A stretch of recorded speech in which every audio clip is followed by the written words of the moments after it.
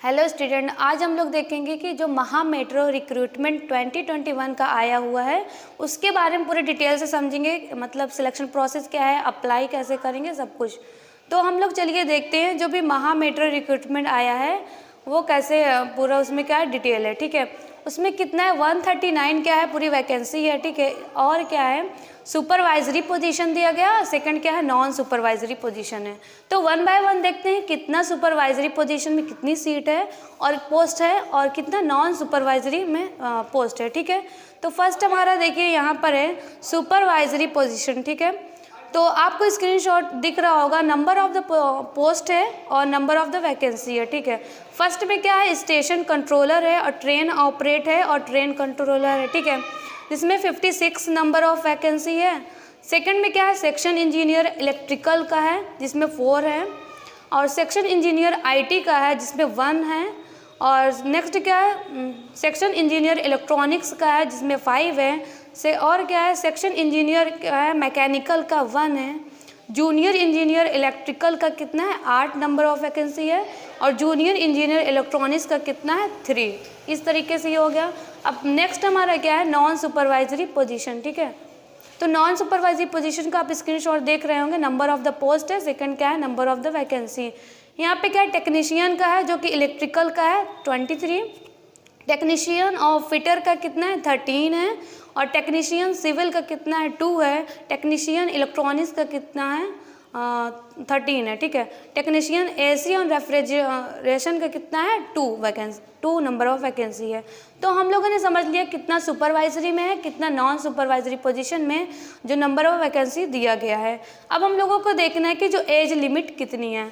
तो अब age limit के आप स्क्रीनशॉट देखिए यहाँ पे लगा हुआ है जो स्टेशन कंट्रोलर और ट्रेन ऑपरेट का है। ठीक है, और ट्रेन कंट्रोलर का है वो कितना है 18, मतलब 18 से लेकर 28 साल तक है। ठीक है, ये हो गया। सेकंड क्या है सेक्शन इंजीनियर का भी कितना है और जूनियर इंजीनियर का भी उतना ही है, 18 ईयर्स से लेकर 28 ईयर्स तक इतना एज लिमिट रखा गया है। सिर्फ टेक्नीशियन में क्या है 18 ईयर्स से लेकर 25 ईयर्स तक है। तो एज लिमिट की बात हो गई। अब हम लोग पे स्केल देखेंगे। जो हमारा पे स्केल मिलता है, जो सैलरी मिलेगी वो सबका क्या है अलग अलग है। ठीक है, तो वन बाय वन हम लोग देखते हैं।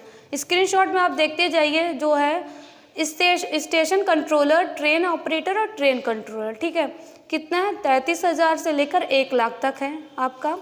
और नेक्स्ट क्या है सेक्शन इंजीनियर का कितना है 40,000 से लेकर 1 लाख तक सैलरी है। नेक्स्ट क्या है टेक्नीशियन का भी कितना है 20,000 से लेकर 60,000 तक सैलरी है। तो हम लोगों ने क्या एज लिमिट की बात कर ली और सैलरी की बात कर ली। अब नेक्स्ट ये भी है कि एजुकेशन क्वालिफिकेशन क्या होनी चाहिए। तो सभी के लिए देख लीजिए अलग अलग एजुकेशनल क्वालिफिकेशन है। तो हम लोग वन बाय वन देखते हैं।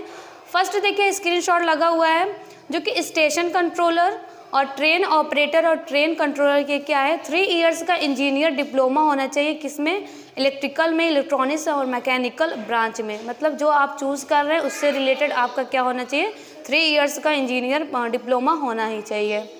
ये हो गया। नेक्स्ट क्या है सेक्शन इंजीनियर के लिए, इसमें क्या है 4 इयर्स की इंजीनियर डिग्री होनी चाहिए, चाहे वो BE हो चाहे फिर BTech हो। ठीक है, और जो भी रिलेवेंट आपका क्या होना चाहिए इंजीनियरिंग डिसिप्लिन, मतलब जो आप पोस्ट चूज़ कर रहे हैं उससे रिलेवेंट वो होना ही चाहिए। नेक्स्ट क्या है जूनियर इंजीनियर के लिए भी क्या है 3 इयर्स की इंजीनियर डिप्लोमा होना चाहिए रिलेवेंट ब्रांच में। ये हो गया बात। अब क्या है टेक्नीशियन के लिए भी क्या है ITI होना चाहिए जो कि NCVT और SCVT के लिए कोर्स है इन रिलेवेंट ट्रेड। आपका ट्रेड क्या हो उससे रिलेवेंट होना ही चाहिए। तो हम लोगों ने क्या बात कर ली एजुकेशन क्वालिफिकेशन की बात हो गई। अब नेक्स्ट क्या है हमारा अदर रिक्वायरमेंट।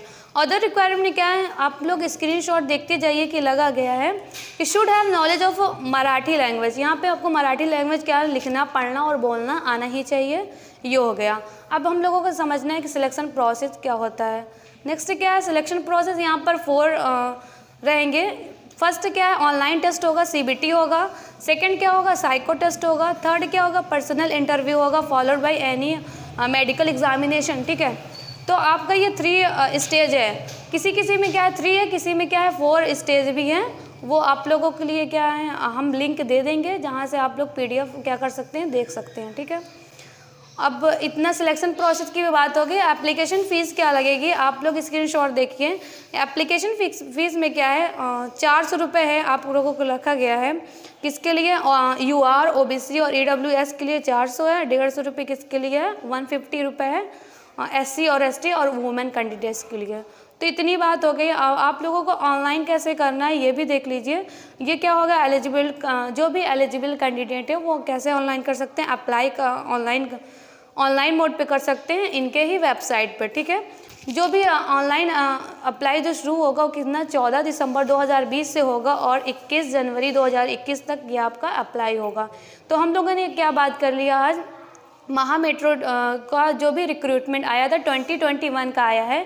अभी इसमें बहुत सारा टाइम है, आप लोग इसके बारे में क्या डिटेल इन्फॉर्मेशन देख लीजिए। तब आप लोग क्या करिए, 14 तारीख से ये ऑनलाइन शुरू हो जाएगा, अप्लाई कर दीजिए। और अगर ये वीडियो अच्छी लगी हो तो प्लीज़ लाइक करिए, शेयर करिए, सब्सक्राइब करिए। Thank you.